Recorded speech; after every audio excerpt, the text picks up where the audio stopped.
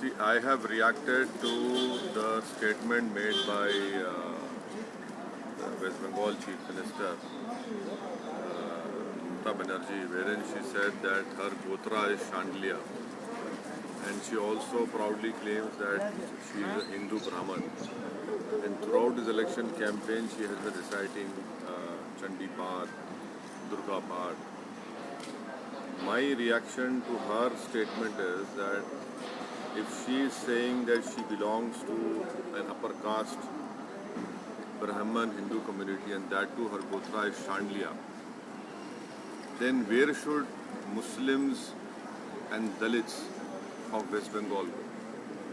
Muslims comprise 27% and 22% are Dalits of West Bengal, who are not part of this Varna system. That is why I condemn her statement, wherein she is claiming to be from an upper caste. She is practicing same politics of communalism which is being practiced by Narendra Modi and BJP. I don't find any difference between what she is saying in this election and in her election campaign and what BJP is doing. So Mamata Banerjee and Narendra Modi are made for each other. What is happening in Tamil Nadu also is very dangerous because the DMK manifesto says that anyone who wants to go to temple yatras in Kashi or Mathura, various places, the DMK in the election manifesto says that they will give 25,000 to 1 lakh rupees. This is nothing but everyone is trying to prove, whether it's Mamata Banerjee, Stalin or Narendra Modi or other secular parties like even Congress party, that who is a bigger and better Hindu. This is not good for our pluralism, for our diversity of our country. You are weakening the beauty of our country, its pluralism and diversity. And the last important point is that if this sort of competition continues on who's a bigger Hindu, whether it's Narendra Modi or whether it's Mamata Banerjee or Rahul Gandhi or Stalin, then you mark my words, in future India's politics will become like Israeli political parties, which what is happening in Israel right now. Every political party in Israel has become more ultra-Israeli and right-wing.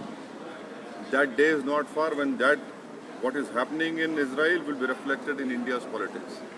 That is why people should carefully exercise the right to vote. When it comes to these statements, it clearly shows the mindset of that particular leader, and they are taking every voter for a right in the name of secularism, in the name of pluralism. Your party is contesting here. What is the trend you are seeing in Tamil Nadu? We are in alliance with Mr. T.T. Dinakaran's AMMK, and we are contesting 3 seats. I am thankful to Mr. T.T. Dinakaran for making us part of his grand alliance. We are working hard for the victory of all the candidates, and I am sure that the people of Tamil Nadu, they are waiting for a third political alternative. People of Tamil Nadu are tired with ADMK because of their alliance with BJP.